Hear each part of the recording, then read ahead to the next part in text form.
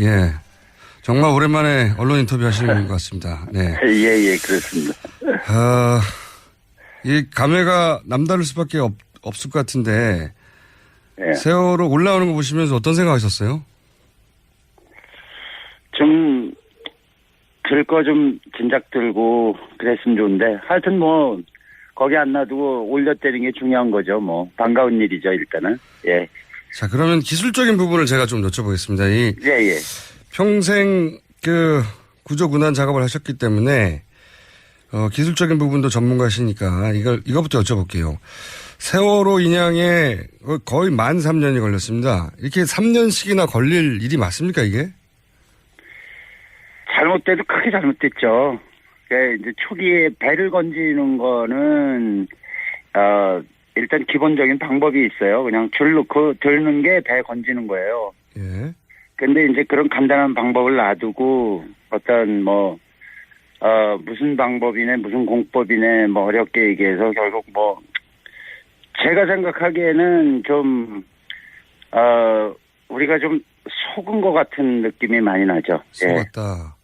그러면 좀 구체적으로 만약에 다른 요인들을 다 빼고 그냥 기술적인 관점에서 봤다면 세월호 인양은 어느 정도 시간이면 인양할 수 있었습니까? 보시기에?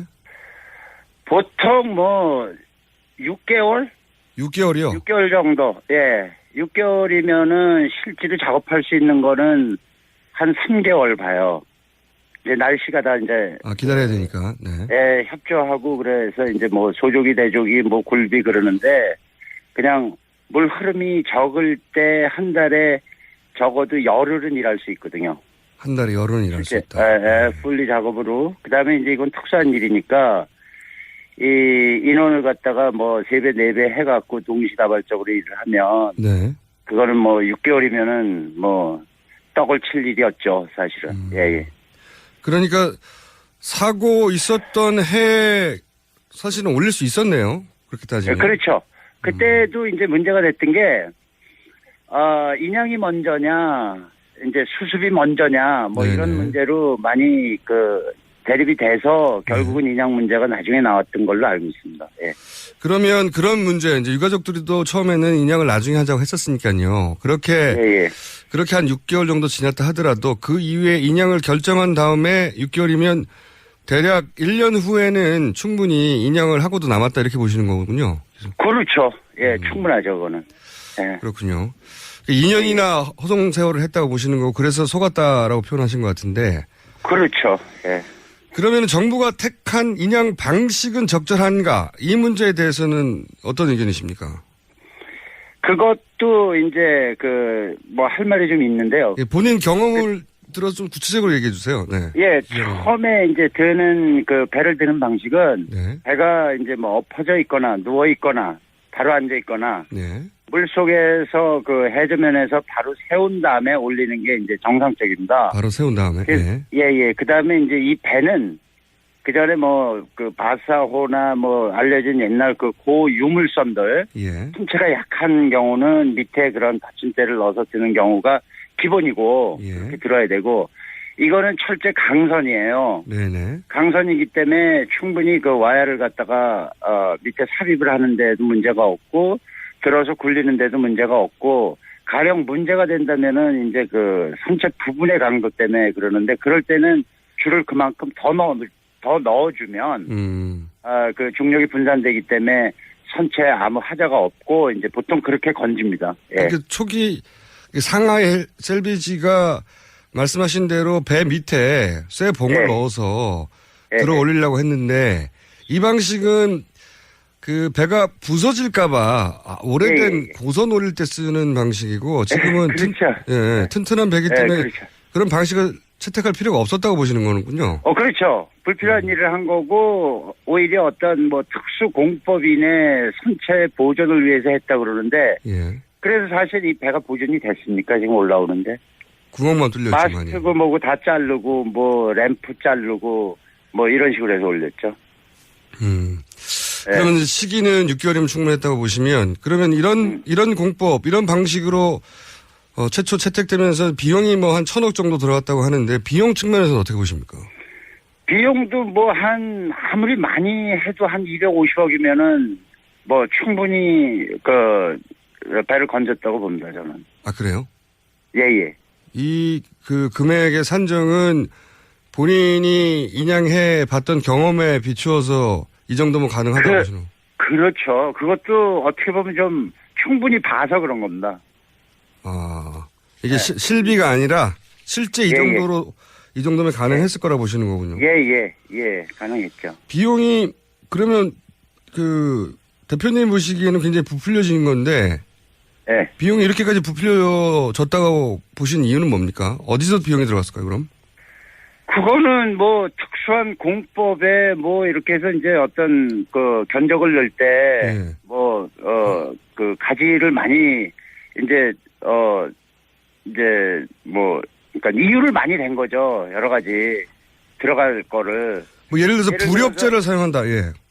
예, 부력제 사용하는 것도 그래요. 부력제도 이 부력제가 이제 선체에 어디 고박이 되냐가 이제 문제인데. 예.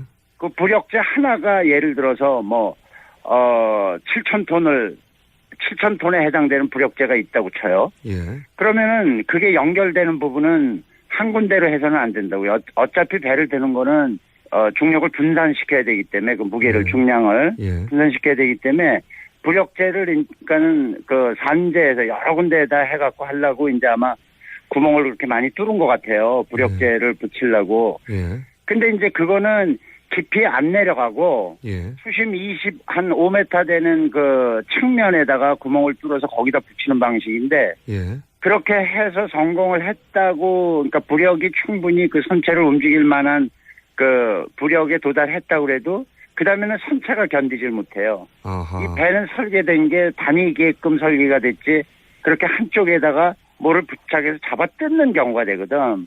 그래서 아마 실패했다고 저는 생각을 합니다. 이 부력제라는 게 말이 어려서 어떻게 풍선 다는 거 아니겠습니까? 그러니까. 예, 풍선을 다는데 예를 들어서 종이 상자에다가 풍선을 달아요. 예. 종이 상자에다가 물을 집어넣고 달았을 때 풍선을 큰 거 하나 달면은 한 줄로 매서는 종이가 그냥 찌그러지거나 잘라지거나 그렇게 되겠죠. 그래서 이제 작은 풍선을 여러 개 달아요. 그 총 무게만, 그걸 쓸만한 거를. 여러 개 달라면 여러 면적의 구멍이나 끈을 묶어야 되겠죠. 근데 묶은 부분이 종이 되는 거지. 그럼 결국은 뜯어진다는 거예요. 묶은 부분이 찢어질 것이다. 그렇죠. 아니, 그건 찢어져요. 찢어진다. 당연히. 예. 이제 그렇게 보시는 건데. 그래서 사실 국내 입찰에 참여했던 국내 업체들도 다 이 방식으로는 안 되고. 최종적으로 대표님이 말씀하신 와이어 걸어서 올린 방식으로 했지 않습니까? 결국은. 네. 그런데 왜 이렇게 보시기에 전문가들이 보기엔 말이 안 되는 방식을 제출한 이 상하이 셀비지 중국 업체를 선정했을까요? 해수부가. 글쎄요. 우리랑 말이 안 통해서 그렇게 되는 것 같은데. 한마디로. 말이 안 통한다는 건 무슨 의미입니까? 그 사람들은 이제 중국말 쓰고 우리는 한국말 쓰니까. 예. 뭘 해도 어떤 정보 유출이라든가 과정이 이렇게 그런 어떤 철저한 보안. 철저한 보안을 하려면 외국어 쓰는 사람, 특히 어디 외국어를 아는 사람이 별로 없는 이런 식의 어떤 거 아니었을까. 그런 그런 이유로 추정할 만큼. 상하이 셀비지를 기술력으로 평가해서 선정한 건 아니라고 보시는 거군요. 네, 상하이 셀비지 같은 경우는 물론 국영이지만 물론 중국이나 어떤 제3국의 어떤 군한 실력이라 그럴까 그런 거는 그냥 일반적으로 100원 지는 건 100원 지는 거예요. 근데 이제 알려져 있고 제가 알기로는 상하이 셀비지 같은 경우는 해서는 안 될 일들을 하고 그런 어떤 끔찍한 일을 한 회사로 알려져 있기 때문에. 구체적으로 어떤 해서는 안 되는 끔찍한 일을 했나요? 그거는 몇 년 전에 세월호 사고 나고 아마 양쯔강인가에서 배가 하나 뒤집어진 적이 있어요. 200여 명 유람선이 넘어졌는데 이틀 만에 건졌다고 높이 평가받는 그렇죠. 그거는 높이 평가해야 될 일이 아니고. 아주 끔찍한 일이었습니다. 그게 그래요? 뒤집어지면, 예. 예, 그게 뒤집어지면 순간 전복이 되는 게 이제 순간적으로 일어나서 또 그리고 배가 떠 있었고, 예. 세월호처럼 한쪽이 들어가서 이렇게 부분적으로 떠 있던 게 아니고 완전히 뒤집어졌죠. 평평하게 떠 있었는데 그걸 그냥 이틀 만에 다시 뒤집어서 그 안에서 한 사람을 다 죽이는 거 아닙니까? 아, 그래요? 예, 그거는 그런 어떤 신속한 그런 기술력을 자랑할 게 아니고 일단 그런 사고가 나면 있는 상태에서의 그 생존자 구조가 우선인데 그거 말 못하는 그 다음에 무슨 잡으면 없었던 것 같아요. 그만큼 통제를 해서 그랬는지 중국 정부에서. 그런 회사에다가 이런 일을 물론 다 끝난 후에 고철 건지는 건데, 예.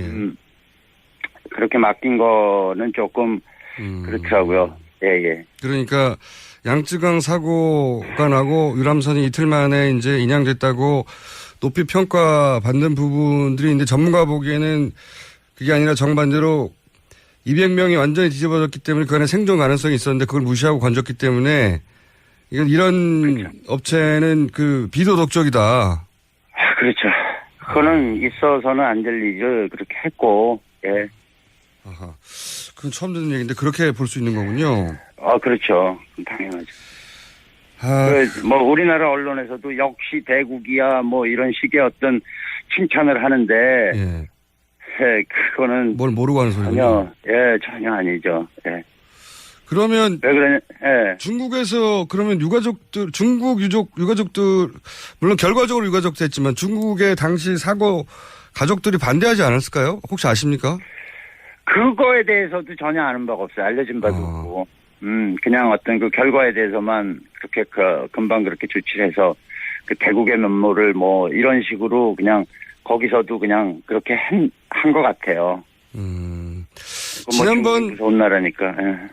지난번에 이제 그 세월호 사고 초기에도 지금도 이제 양쯔강 사고에 대해서 그렇게 배가 뒤집어졌다면 이틀이면 그 안에 생존자가 있을 가능성이 있는데 생존자부터 따지지 않고 배부터 건졌기 때문에 이건 잘못된 거라고 말씀하셨는데. 네네. 그 세월호 사고 때도 초반에 생존 가능성을 말씀하셨지 않습니까? 네, 그렇죠. 그런데 이제 나중에 그 아이들이 물 밖으로 나오면서 아이들을 상태를 보시면 알 수 있다고도 하셨던 걸로 제가 기억하는데. 예. 결과적으로 나중에 이제 수습된 아이들의 상태를 보고는 종합적으로 어떻게 판단하세요? 가족 중에 한 명이, 저는 이제 올라온 아이들을 본 적이 한 번도 없습니다. 네, 가족들만 봤죠, 예. 예, 가족들이 이제 한 가족, 학부형 하나가 자기 자식이 오나 안 오나 해서 시신 올라오는 거마다 2달 동안 한 200몇 명을 계속 자기 눈으로 확인을 했다고 그래요. 그러면서 하는 소리가 2달이 지나니까, 네. 이 친구들이 다 이제 부패가 돼서 나왔더라. 안타까운 일이다. 이렇게 얘기를 하더라고요. 그래서 네. 부패 상태가 어떻대? 그랬더니 몸이 부풀어 있더라. 예. 근데 총수님도 아실 이제 들은 얘기지만, 예. 2달 정도 된 이후에 발견된 이제 수습된 한 아이가 꼭 엊그제 죽은 것처럼 얼굴이 깨끗하게 돼서 몸이 그렇게 나온 적이 있어요. 네, 그런 아이도 있었습니다. 예. 예, 가족이 이제 그거에 대해서 이제 얼마까지 지금 오래 살아있던 애다라고 이제 그렇게. 그렇죠. 문제 제기를 했었죠. 예, 기억이 나죠. 네네네. 근데 이제 그거는 정반대 얘기예요. 아, 그래요? 예, 깨끗한 아이는 사고가 나자마자 그냥 익사로 해서 죽어서 몸이 그렇게 보존이 됐고. 바닷물이어서. 바로 이제 숨이라는 거는 이제 바로 숨 쉬거나 어떤 그런 상황이 안 돼서 바로 죽은 아이가 2달 동안 찬물에 보존이 됐다가 나왔어요. 오히려 깨끗한 아이들이 사고 직후에 사망한 아이들이고. 예. 그러면 이렇게 2달간 관찰한 학부모 증언대로 이렇게 몸이 부어서 올라와서 부패했다고 하는 아이들은요? 예, 그런 아이들은 우리가 이제 잠수 다이버들 이렇게 하도 이제 그 뭐 사건이 길게 가다 보니까는 이제 뭐 다이버들 그 사사건건 이런 있는 일들이 다 이제 세상에 알려졌는데 예. 감압이라는 걸 하잖아요. 깊게 들어가서 잠수병 때문에. 예. 그렇죠. 그 잠수병이 되는 게 몸속에 과도하게 그 깊이와 시간을 어겼을 때 그 초과했을 때 몸속에 녹아드는 그 질소 때문에 그래요. 네. 공기 때문에. 네. 공기가 과도하게 녹아 있는 상태에서 바로 대기압 하루. 그러니까 기압이 낮은 물속에서 압력이 높은 데서 녹아 있는 상태에서 공기중으로 나왔을 때는 그 공기가 몸 조직 내에 부풀어서 어떤 감압병 예. 뭐 이제 신경을 건드려서 아프다든가 뭐 그게 심하면 사망을 하는 경우가 예. 있어요. 그게 잠수병이고. 에어가 심장으로 가면. 네네. 근데 이제 아이들 같은 경우는 그 무슨 어떤 그 선택할 여유가 없이 주어지는 공간에서 최대한으로 이제 살라고 노력을 했고 그 안에 공기가 있어서 그 숨을 쉰 거예요. 그래서 어떤 아이는 배가 기운 상태에서 뭐 30m, 어떤 아이는 20m 수심, 예. 어떤 아이는 10m. 예를 들어서 30m 같으면은 그 속에 있는 그 공간이 그 침몰 당시에 4분의 1로 줍니다. 네. 4분의 1로 줄어든다는 건 4배로 압축이 되는 거예요, 그 공기가. 아, 네. 그 압축된 상태에서 호흡을 하게 돼요, 얘가. 예. 이제 연명을 하죠. 그러다 결국 죽는 거는 이제 거기 녹아들어 있는 산소에 이제 제한된 양 때문에 네네. 결국은 질식을 해서 죽게 돼요. 네. 그러면은 그 아이가 숨을 쉰 거는 4배 되는 공기를 숨을 쉬고 숨을 거두게 됩니다. 소위 압축 공기를. 그러면은 예. 그렇죠. 나중에 다이버가 이제 그 시신을 발견하고 데리고 나올 때는 감압이나 뭐 이런 그 숨을 안 쉬기 때문에 네. 그런 감압 과정 없이 바로 올라오니까. 네, 그렇죠. 오래 있어도 마찬가지예요. 그거는 감압을 하는 데는 건 호흡이 돼야지 속에 있는 게 녹아 나오는 거니까 호흡을 아니고 피부로 나오는 건 아니에요. 이게 공기가.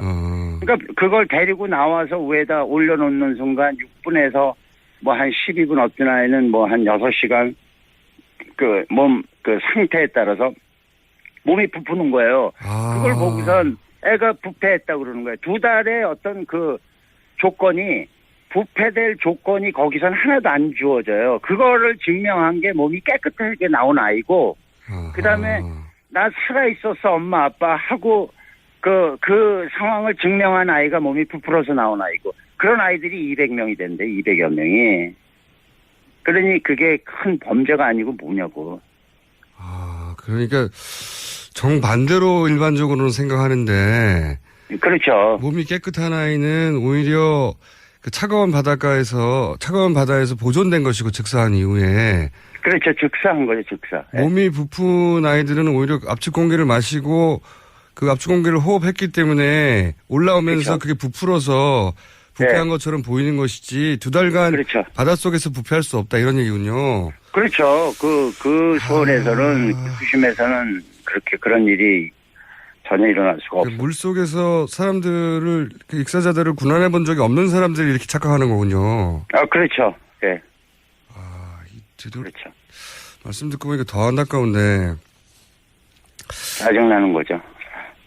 그래서 이제 다이빙배를 들고 가셨다가 이제 여러 가지 순환도 당하셨고 그 얘기는 저희가 따로 한번 다이빙배 영화도 나왔죠. 따로 한번 하기로 하고 이제 지금은 배가 나왔으니까 이제 사고 원인에 대해서들 말을 많지 않습니까? 그렇죠. 물론 이 사고 원인이라는 게 이제 지금 전체적인 조사를 해야 되고 선체 조사도 해야 되고 앞으로 그런 게 이루어지겠습니다만은 워낙 이런 배 사고를 많이 보셨으니까 사고 원인에 대해서는 한 번도 공개적으로 말씀 안 하신 것 같은데 대표님이 보시기에 이 사고 원인 중에 물론 앞으로 이제 조사를 해봐야 되지만 지금 기준으로 짐작하시는 바가 있습니까? 저는 배가 뭐 기울고 이제 이런 기운되는 거는 배에 그 사전에 침수가 있었다고 생각을 합니다. 네, 그런 얘기 있었습니다. 물이 들어왔고 근데 이제 물이 들어온 원인이 외부 파공이냐, 네. 아니면 내부에서 그 파이프라인의 이상이냐, 뭐 이런 식으로 이제 짚어볼 수가 있는데, 네. 실제로 제가 이제 그 침몰 직전에 배를 2척을 인천항에서 구조한 적이 있습니다. 예. 그 하나는 뭐 한 2만 톤 되는 거고, 하나는 뭐 한 1000몇 톤 되는 거고 이런 이제 소형 뭐 화물선이었는데. 2만 톤이면 세월호보다 크네요. 예. 훨씬 크죠. 예. 그 원목을 잔뜩 싣고 이제 이제 아주 위태위태한 상태에서 이제 저희가 해결을 했는데 그게 뭐냐면은 배가 물이 들어오려면은 외부에 어떤 접촉이 있어서 파공이 있어서 물이 들어와요. 예. 근데 이제 그 기관실 쪽에 이제 물이 들어서 배가 작동 불능 상태가 되는 거거든요. 네네. 그래서 이제 기관실 쪽에는 그 메인 엔진 주기를 이제 식히는 목적으로 그 냉각수를 빨아들이는 장치가 있습니다. 네. 예, 빨아들이는 장치가 있는데 이제 상황에 따라서는 그 밸브를 잠그고 그 빨아들이는데 어떤 이물질이 낀 그 필터 같은 스트레너라는 그런 바구니 같은 게 있어요. 그 밸브 안쪽에. 예. 그래서 물을 차단하고 뚜껑을 열고 그걸 청소하고 닫고 뭐 이런 과정으로 그걸 청소하고 다시 그 밸브를 개방해서 이제 냉각을 다시 시작을 하는데 한 번의 경우는 그 밸브 이전에 그 파이프 밑에가 이제 그 부식으로 파공이 난 거를 몰랐어요, 이 사람들이. 배 내부의 파이프 문제였다, 그때는. 예. 그렇죠. 예. 그랬고, 한 번은 그 스트레나 그 필터를 청소하려고 밸브를 잠궜다고 생각을 하고 그 스트레너를 열었다가 걷잡을 수 없이 그냥 그 물이 치는 바람에 그거는 이제 밸브가 오래된 배들은 밸브가 이렇게 해서 그러니까 원활하게 작동이 안 돼요. 이렇게 뭐 수도꼭지 잠그듯이 딱 잠그면 잠겨야 되는데 잠궜다고 생각을 해도 고착이 돼서 또는 중간에 이물질이 있어서 이게 완전히 안 잠긴 상태로 잠궜다는 착각을 일으키게 하죠. 그렇게 해서 이제 배에 침수가 시작돼서 또 침몰 직전에 들어가서 그걸 막고 해갖고 배를 2번 살린 적이 있는데 세월호 같은 경우 침수가 일어났다면 네. 그 소위 그 시체스트 안쪽 그 파이프라인을 점검을 해야 될 거고, 그 다음에 외판 우리가 보지 못한 좌연 그 기관실 쪽으로 아마 조사가 이루어져야 될 거고, 지금 뭐 다 올라왔다는데 거기를 조사를 해수부에서 했는지 안 했는지 그건 모르겠습니다. 어쨌든 내부 파이프들 살펴봐야 된다는 말씀이시네요. 네. 그렇죠. 네. 외부가 이상이 없다면. 네. 그 내부를 다 봐야 되겠지만 내부에서 파이프 문제일 수 있다. 이 부분도 체크해 봐야 된다. 이런 말씀이신 것 같고. 그렇죠. 그거는 중요한 거예요. 알겠습니다. 저희가 오늘은 준비한 시간이 거의 다 돼가는데 중요한 질문들이 많아서 다음에 한 번 더 모시기로 하고 오늘은 몇 가지 중요한 포인트만 짚어볼게요. 네. 이런 말씀도 하셨어요. 병풍도 근처에서 앵커를 한번 내렸다 다시 올린 것 같다. 이 말씀을 하신 이유는 뭡니까? 그거는 뭐 전에 이제 어떤 뭐 소스에서 정부에서 발표한 그 항적도, 항적도가 끊긴 거를 정부에서는 발표를 했고 그와 똑같은 그 끊긴 부분이 이어진 항적도를 또 해군에서 발표를 했죠. 했고 그걸 겹쳤을 때 그 끊긴 부분이 지그재그로 이렇게 움직인 그 흔적이 거기에 기록이 돼 있었고 지그재그로 그 짧은 기간에 갈 수 있는 거는 배가 앵카를 내렸다는 어떤 그런 얘기하고 연결이 되거든요.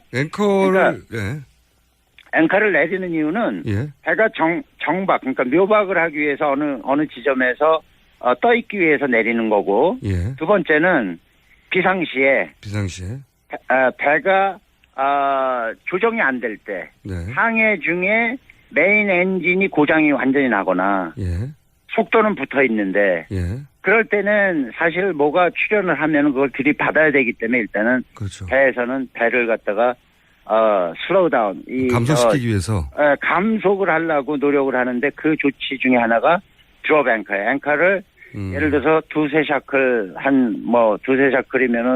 40에서 60m 정도를 내려요. 보통 투매를 할 때는 뭐 10샤클이고 내려서 앵커가 충분히 한 번에 파지되게 하지만 이거는 배를 갖다가 속도를 줄이는 거기 때문에 가면서 이렇게 어떤 물체에 부딪혀서 감속 이렇게 되는 거기 때문에 그 앵커를 내리고 항해를 했다고 봐요. 항적도를 보건데. 예. 그래서 그 삐뚤삐뚤한 데가 앵커가 순간적으로 어디 잡혔다가 가는 타력으로 이제 그 방향을 틀었다가 가는 타력이 계속 있으니까 결국은 다시 진행하고 또 삐뚤삐뚤하다 결국은 그쪽으로 그 J자로에서 멈추잖아요. 그죠? 예, 그렇죠. 마지막에는. 그래서 그 앵커를 그렇게 해서 내렸다면은 배가 그 섬 근처에 그냥 머물 수도 있었는데. 정박해 있었어야 되는데. 예, 머물 수도 있었는데. 배가 떠내려갔잖아요, 계속. 예, 그 떠내려간 거는 앵커를 걷었고, 나중에 그 배에 봤을 때 앵커 2개는 다 올라가 있었고. 예, 그렇게 된 거죠. 앵커를 다시 올린 게 그러면 이해가 안 되는데요. 왜 앵커를 올렸을까요? 글쎄요, 그거는 뭐 떠내려가기 위해서 올렸다고 볼 수밖에 없죠. 떠내려가기 위해서 올렸다. 네네. 참 이해가 안 가는 상황인데. 예, 깊은 데로. 더 깊은 데로. 그러니까 지금 병풍도 근처에서 그렇게 했다가 더 깊은 데로 조류가 있으니까 물 흐름이 있으니까. 네. 그때 뭐 조류 방향이 그 섬에서 멀어지는 쪽이고. 오히려 떠내려가려고 했다. 그렇게밖에 이해가 안 된다는 말씀이신 거죠? 그렇죠. 예. 일어난 현상이 그거니까. 자, 2가지 질문만 더 드릴게요. 아직 질문은 많은데 오늘은 2가지 질문 더 하고 마무리해야 될 것 같습니다. 다음에 다시 한번 연결할게요. 지금 선체를 3등분해서 수습하겠다. 이렇게 어렵게 그 선체 전체를 올린 다음에 3등분 하겠다고 이제 정부는 그러거든요. 이게 꼭 3등분을 절단을 해야 됩니까? 절단을 하는 거는 이제 폐선의 경우는 절단을 해요. 폐선은, 분해를 해서 이제 용광로로 분해해야 되니까. 근데 이거는 사건이 어떤 발생이라든지 발생이 돼서 침몰이 되고 그다음에 이런 어떤 희생자가 있고 이런 상태에서는 배를 절대 건드려서는 안 돼요. 하나도. 그렇죠. 왜냐하면 모든 게 어떤 단서가 될 수 있고 그런 건데 해수부가 입장에서는 국가 입장에서는 조타를 잘못해서 그렇게 됐다라고 결론을 내려놓고 지금 만약에 그렇게 자르고 그런 상태라면 나머지가 갖고 있는 이제 증거들 원인에 대한 궁금증을 갖고 있는 나머지 국민들에 대한 생각은 어떻게 무시당하는 거죠? 조사를 제대로 하기 위해서는 손내면 안 된다는 말이죠. 절대 현장 보존은 될 수 있으면 하고 그다음에 이제 그게 자르는 게 수습자를 갖다가 수습하는 과정이 힘들어서 그렇다. 당연하죠. 배가 옆으로 있으니까 깊은 어떤 동굴 속에서 뭘 갖다가 수직으로 일을 해야 되니까 그럴지언정 그렇게 그거는 결과에 따른 어떤 우리가 해야 될 일이기 때문에 할 수 없이 그런 시간이 걸려도 사다리를 놓고 하든 밧줄을 타고 내려가든 그렇게 해야지 이걸 갖다가 원인 밝혀지기 전에 그런 어떤 편의성 때문에 자른다는 건데 그건 있을 수 없는. 손쉽게 빨리 하느라고 자르는 건 말이 안 된다는 거죠. 그거죠. 예. 마지막 질문인데요. 하실 말씀 너무 많을 것 같은데 오늘은 요 질문으로 일단 마무리하겠습니다. 이 다이빙 벨 지금에 알게 됐지만 이게 청와대에서 대통령 비서실장이 어떻게든 영화부터 비롯해서 막으려고 했어요 보니까 그 사이에 이유도 모른 채 고생 많이 하셨죠. 그렇죠. 이민도 가려고 하셨다면서요. 그렇죠. 어디로 이민 가려고 하셨습니까? 이민은 이렇게 몇 번 가보고 하와이 쪽에 가서 그냥 있는 게 나을 것 같다. 이민이 되는 게 이제 어디 초기에는 사람들이 좋아서 잘 살아보려고 하는 건데 이거는 이제 그나마 남은 여생 좀 마음 편하게 좀 평화롭게 살기 위해서 가 있는다 그래서 여기 문제가 있는데 평화롭겠어요. 일단은 이제 그런 어떤 반응이었죠. 그 사건에 대해서. 네, 워낙 마음고생을 많이 하셔가지고 그때 공격도 많이 당하셨고 그리고 또 최근에는 사무실에 불이 나가지고 그동안 일해온 장비 자료 다 없었다면서 28년 동안 쌓아놓은 게. 그게 다 녹아 없어지더라고요. 한 4시간 반 동안. 자, 이제 이민 가지 마시고요. 세월호 조사하실 때 아무래도 참여하셔야 될 것 같아요. 글쎄요, 그건 시켜줘야 하는 거고, 시키는 사람 자체 또 마음도 문제고, 그래서 하여튼 예를 들어서 어떤 세력이 있어서 그걸 감추려고 그러면 그게 드러나겠어요. 끝까지 감추지. 그러니까 그 끝까지 감추려고 하는 거를 밝혀내 주셔야죠. 근데 뭐 일어난 현상들이 사실은 간단하게 증명을 하는데 그걸 어렵게 뭐 과학이 어쩌고 뭐 이래갖고 그걸 어렵게 해서 국민들을 질리게 한단 말이에요. 뭐 굵직한 사건들이 다 그랬지만 그렇게 해서 또 잊어먹고 하게 해서 또 말 잘 듣는 국민들 우리 대한민국 뭐 이러고선 또 가겠죠. 그런 걸 걱정하시군요. 이번에는 네. 다음 정권에서 절대 그러지 말아야죠. 그때 조사 참여해 주시길 부탁드리며 오늘은 여기까지 하고 저희가 앞으로 인터뷰할 해야 할 일 많을 것 같습니다. 오늘 말씀 여기까지 드릴게요. 예, 감사합니다. 네, 감사합니다. 예, 수고하십시오. 다이빙배 영화 주인공이죠. 알파 잠수 기술공사 이종인 대표였습니다.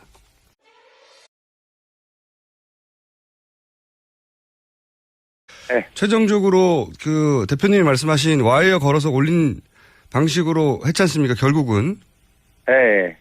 그런데 왜 이렇게 보시기에 전문가들이 보기엔 말이 안 되는 방식을 제출한 이 상하이 셀비지 중국 업체를 선정했을까요? 해수부가. 글쎄요, 뭐 우리랑 말이 안 통해서 그렇게 되는 것 같은데 한마디로. 말이 안 통한다는 건 무슨 의미입니까? 그 사람들은 이제 중국말 쓰고 우리는 한국말 쓰니까. 예. 뭘 해도 그 어떤 정보 유출이라든가 그 과정이 이렇게 뭐 그런 어떤 철저한 보안.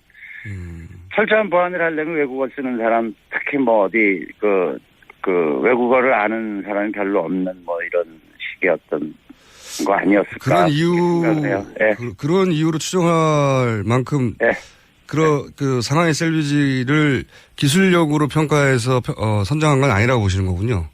네, 상하이 셀비지 같은 경우는 뭐 물론 국영이지만 네. 물론 뭐 중국이나 어떤 뭐 제3국의 어떤 그 군한 그 실력이라고 그럴까 그런 거는 그냥 일반적으로 100원 지는 건 100원 지는 거예요. 근데 이제 알려져 있고 제가 알기로는 상하이 셀비지 같은 경우는 해서는 안 될 일들을 하고 그런 어떤 그 끔찍한 일을 한 회사로 알려져 있기 때문에. 구체적으로 어떤 해서는 안 되는 끔찍한 일을 했나요?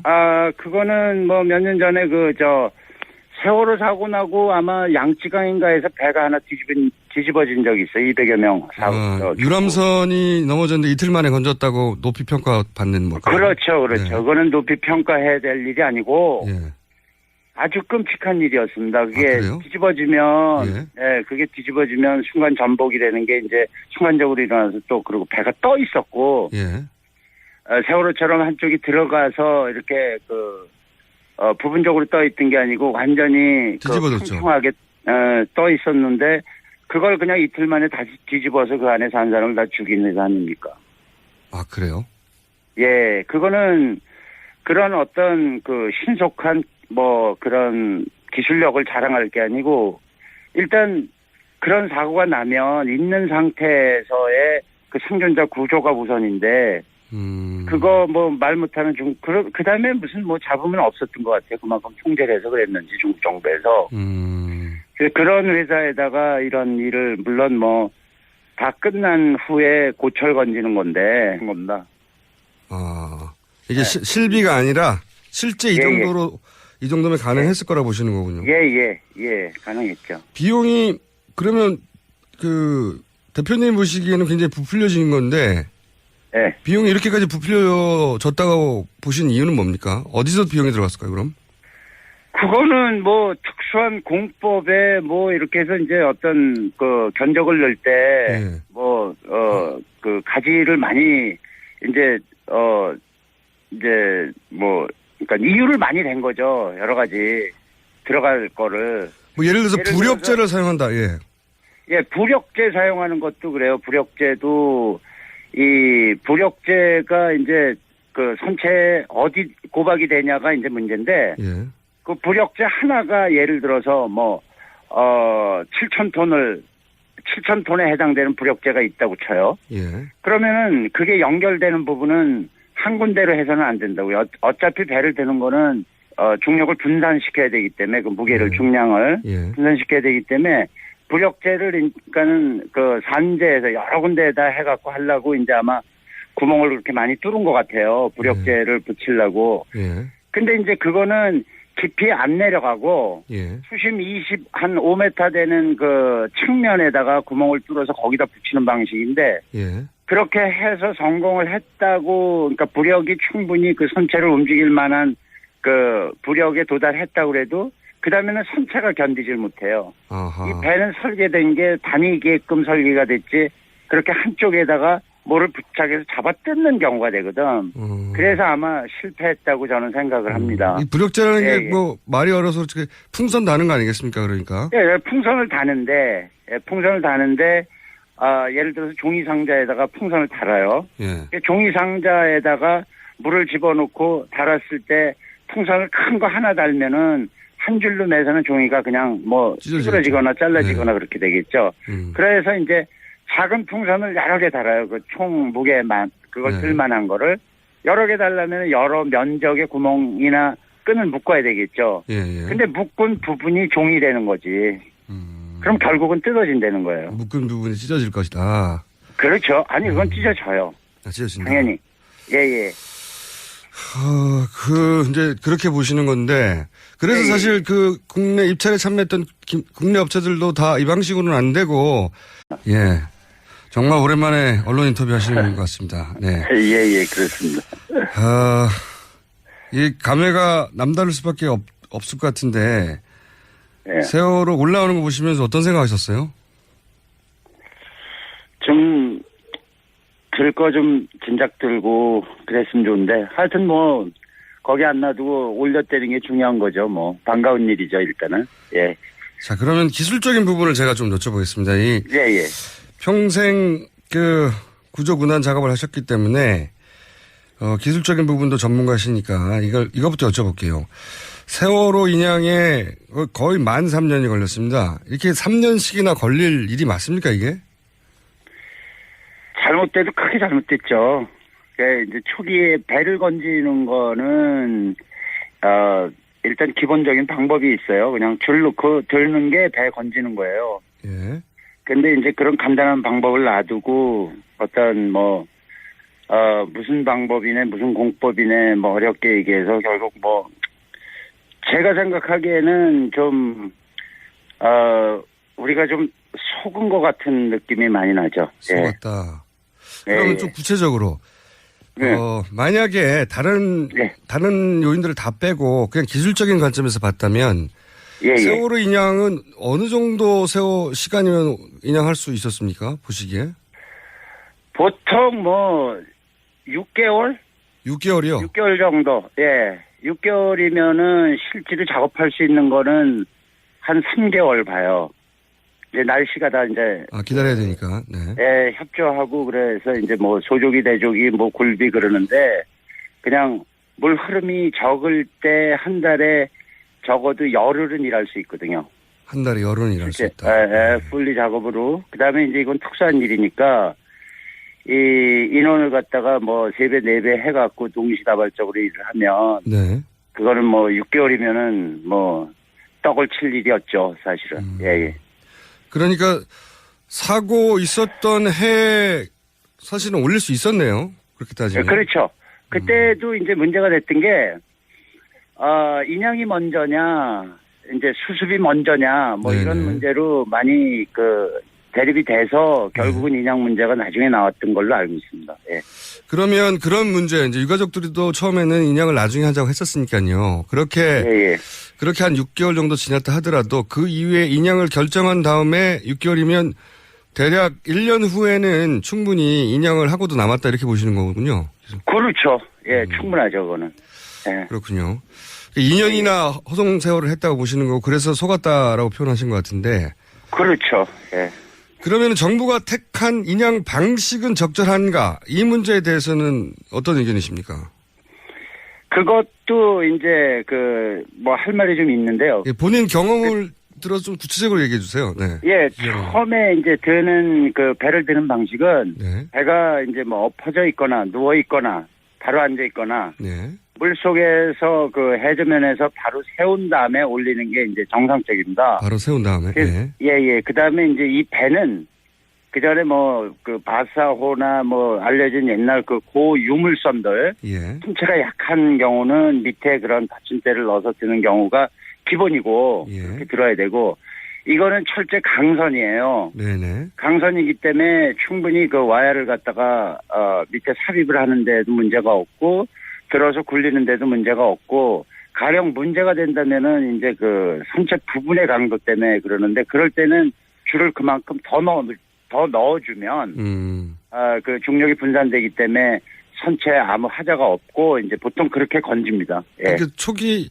상하이 셀비지가 말씀하신 대로 배 밑에 쇠 봉을 예. 넣어서 예. 들어 올리려고 했는데 이 방식은 그 배가 부서질까봐 오래된 예. 고선 올릴 때 쓰는 방식이고 지금은 그렇죠. 튼튼한 배기 때문에 그렇죠. 그런 방식을 채택할 필요가 없었다고 보시는 거는군요. 그렇죠. 불필요한 일을 한 거고, 오히려 어떤 뭐 특수 공법인의 선체 보존을 위해서 했다 그러는데, 예. 그래서 사실 이 배가 보존이 됐습니까? 지금 올라오는데. 구멍만 뚫렸지만요. 마스트고 뭐고 다 자르고, 뭐 램프 자르고, 뭐 이런 식으로 해서 올렸죠. 그러면 시기는 6개월이면 충분했다고 보시면, 그러면 이런 공법, 이런 방식으로 최초 채택되면서 비용이 뭐 한 1,000억 정도 들어갔다고 하는데 비용 측면에서는 어떻게 보십니까? 비용도 뭐 아무리 많이 해도 한 250억이면은 뭐 충분히 그 배를 건졌다고 봅니다, 저는. 아, 그래요? 예. 이 그 금액의 산정은 본인이 인양해 봤던 경험에 비추어서 이 정도면 가능하다고 보시는 거예요? 그렇죠. 그것도 어떻게 보면 좀 충분히 봐서 그런. 예. 그렇게 맡긴 거는 조금 그렇더라고요. 예. 그러니까 양쯔강 사고가 나고 유람선이 이틀 만에 이제 인양됐다고 높이 평가받는 부분들이 있는데 전문가 보기에는 그게 아니라 정반대로 200명이 완전히 뒤집어졌기 때문에 그 안에 생존 가능성이 있었는데 그걸 무시하고 건졌기 때문에 이런 그렇죠. 업체는 그 비도덕적이다. 그렇죠. 그거는 있어서는 안 될 일을 그렇게 했고, 예. 아하. 그건 처음 듣는 얘기인데 그렇게 볼 수 있는 거군요. 그렇죠. 당연하죠. 뭐 우리나라 언론에서도 역시 대국이야 뭐 이런 식의 어떤 칭찬을 하는데, 예. 그거는 뭘 모르고 하는 소리군요. 전혀 아니죠. 예. 그러면 왜 그러냐? 예. 중국에서 그러면 중국 유가족들 물론 결과적으로 유가족됐지만 중국의 당시 사고 가족들이 반대하지 않았을까요? 혹시 아십니까? 그거에 대해서도 전혀 아는 바가 없어요. 알려진 바도 없고. 그냥 어떤 그 결과에 대해서만 그렇게 금방 그렇게 조치를 해서 그 대국의 면모를 뭐 이런 식으로 그냥 거기서도 그냥 그렇게 한 것 같아요. 지난번 무서운 나라니까. 예. 지난번에 이제 그 세월호 사고 초기에도 지금도 이제 양쯔강 사고에 대해서 그렇게 배가 뒤집어졌다면 이틀이면 그 안에 생존자가 있을 가능성이 있는데 생존자부터 따지지 않고 배부터 건졌기 때문에 이건 잘못된 거라고 말씀하셨는데. 네네. 그 세월호 사고 때도 초반에 생존 가능성을 말씀하셨지 않습니까? 네, 그렇죠. 그런데 이제 나중에 그 아이들이 물 밖으로 나오면서 아이들을 상태를 보시면 알 수 있다고도 하셨던 걸로 제가 기억하는데. 예. 그 결과적으로 나중에 이제 수습된 아이들의 상태를 보고는 종합적으로 어떻게 판단하세요? 이제 가족 중에 한 명이, 이제 저는 이제 뭐 올라온 그 아이들을 본 적이 한 번도 없습니다. 네, 가족들만 봤죠. 예. 예, 그 가족들이 이제 한 가족 학병 하나가 자기 그 자식이 오나 안 오나 해서 그 시신 올라오는 거마다 뭐, 2달 동안 한 200몇 명을 계속 자기 눈으로 확인을 했다고 그래요. 그러면서 하는 소리가 2달이 지나니까, 네. 이 친구들이 다 이제 부패가 돼서 나왔더라. 안타까운 일이다. 이렇게 얘기를 하더라고요. 그래서 부패 상태가 어떻대? 그랬더니 몸이 부풀어 있더라.